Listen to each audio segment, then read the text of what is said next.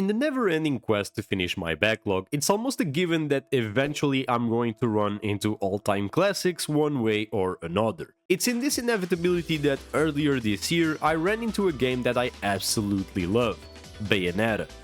As per usual, when I find a game that I really enjoy, I go out of my way to learn about the various things that make it very great, such as the aesthetics, the gameplay mechanics, the lore, and last but not least, its creators. It was through that research that I eventually realized that after playing and loving Bayonetta, it was only natural that I played its creators, Hideki Kamiya, other critically acclaimed action game, Devil May Cry.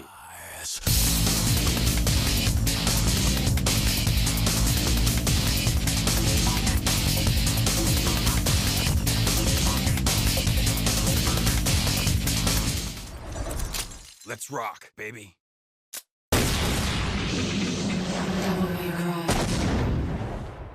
I'd like to say right now from the get-go that, in my opinion, I didn't enjoy DMC1 as much as I did Bayonetta, not by a long shot. That being said, I know that my opinion is pretty much contrasted with the fact that these games released years apart from each other, and DMC eventually and gradually worked up to the action game it is today, with amazing works of art that people very much like, such as entries like DMC3, 4, and 5. To start things off, at this point in time, almost everyone knows that in the series Devil May Cry, you play as the goofy yet charismatic and immensely powerful Dante, who relies on a wide variety of weapons to dispose of different types of demons you meet throughout the game. The objective of this game? You have to work your way up to the big bad guy, Mundus, which is a demon that Dante's father, Sparda, imprisoned 20 years ago and is just now coming back to try and rule over the world. On a surface level, this is a quite generic plotline, but it was more than decent enough for the era it was released in. I think its simplicity on the story side of things let the developers with more time to work and refine the gameplay aspects that ended up propelling character action games into what they are nowadays. The first part of the game takes place in the castle of Male Island, where you're free to explore your art's content. The castle aesthetics alongside the fixed camera angles are some of the dead giveaways that this game was, at first, meant to be Resident Evil 4. I say that not only because the soundtrack in some parts of the castle is literally the motif of some of the RE4 tracks, but the exploration and level design that allows you to backtrack throughout the castle in future missions is a core design element for Resident Evil games that emphasize the importance of backtracking when you unlock new equipment. The game starts you off with nothing more than a simple sword, and it's up to you from that point on to discover how to use it properly. While the game does feature a move list you can check at all times in the menu, it is up to the player to progressively understand how enemies work, how to approach them in the best way possible, using the best weapons possible to do so. All of this optimization is crucial due to one of the main elements that made DMC what it is, its style meter. As you engage in combat in DMC, some words will show up to the right of your screen. That is the style meter. To sum it up in a really basic way, the style meter rewards the player for extensive combos on enemies and gives you a bigger reward for doing so. My gripes with this system in the first game is that it doesn't really reward you for using and stringing different moves, seeing as you can pretty much get a full stylish combo by spamming the triangle button as long as you are not getting hit and you keep hitting things. Despite this factor rendering the whole style meter kind of pointless in this game, I can understand how it possibly works this way due to the simple fact that fluent weapon switching and move stringing just doesn't really exist, seeing as you have to go to the menu and manually change your weapons, which doesn't lead to a very fluid system. Nevertheless, achieving these style meters does reward you with more red orbs, which serve as the currency for the game. I would argue that currency in DMC1 is one of, if not the most important factor if you are a newcomer to this game, due to how gruesome some of the encounters in it can be if you don't have the support of certain items. Take for example the Devil Trigger mechanic.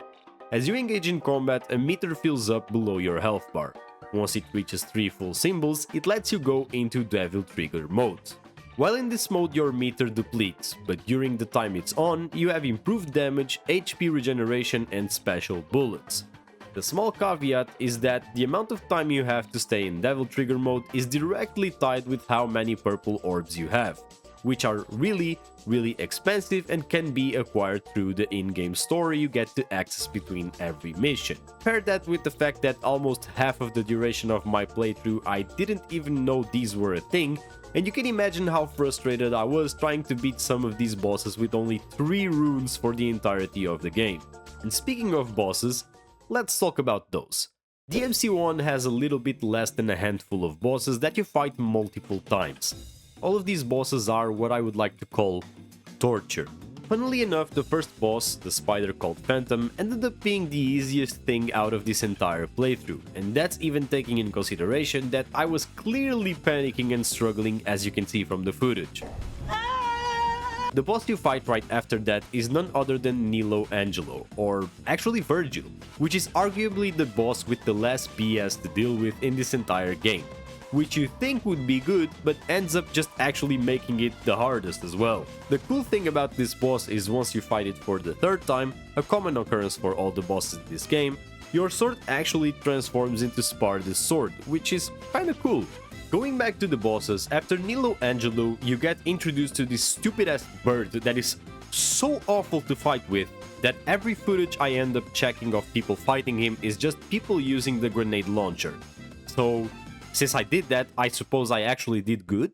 After disposing of that bird, you reach your second to last boss, appropriately named Nightmare. Nightmare is a different kind of fight, seeing as the common trait it shares with Bird Boy is that it actually sucks. For the Nightmare fight, you have 2 different ways of damaging him.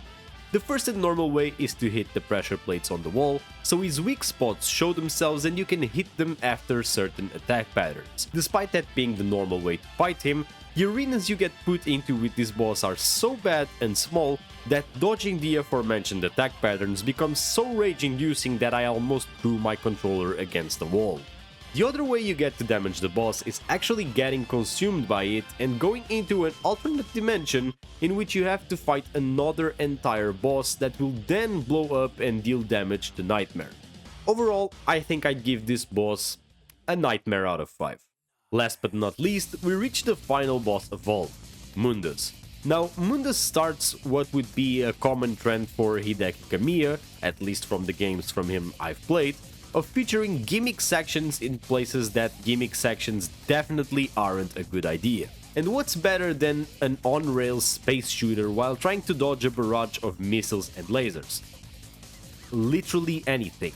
It's almost as if gimmicky sections aren't the most hated inside of video games. Okay, quick time out. I know I'm complaining, but actually that one Bayonetta section where you climb a rocket ship as Jean on a motorcycle is kind of cool. We need more of those gimmicky sections. Short, straight to the point, and easy to beat. Back to Mundus, its second phase takes place in the normal arena where you have to dispose of him, now with access to the Sparda Devil Trigger, the most powerful of all of them. The hardest part of this fight for me was actually dealing with the orbs that he continuously spawned, seeing as it seemed almost impossible to lock onto them for some reason. The rest of the fight consisted of me building up Devil Trigger to deal huge amounts of damage with the same attack pattern. With Mundus Dead, I got to witness probably the best thing out of the year 2001 that I've ever seen in my life with this specific scene.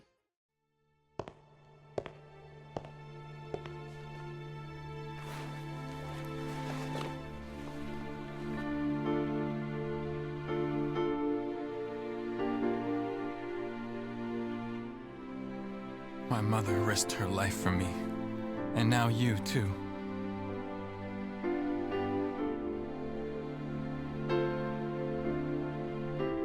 I should have saved you.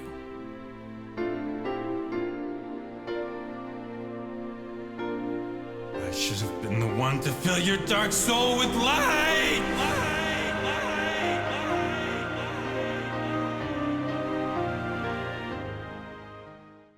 We are not done though, because Mundus chases you all the way to the living world where you have to kill him once again, leading up to an actually cool ending scene that ends up being a trademark for Devil May Cry for years to come. It looks like we have a winner. Jackpot.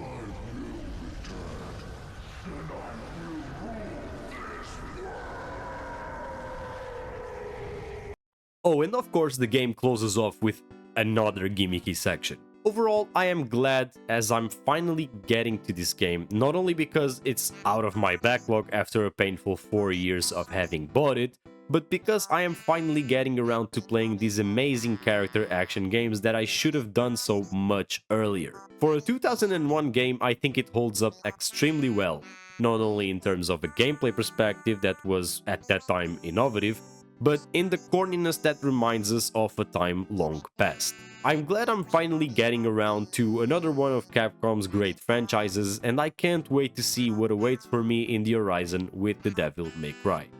Thank you all for watching until the end. As always, it would be much appreciated if you could leave a like, as it only takes a minute of your time and helps me immensely. Make sure to leave a comment so I can know what you thought about the video, as I always love to read all of the comments, and if you feel like you want more of this content, subscribe and come back later. Other than that, this has been the Retro Dan, and I'm out.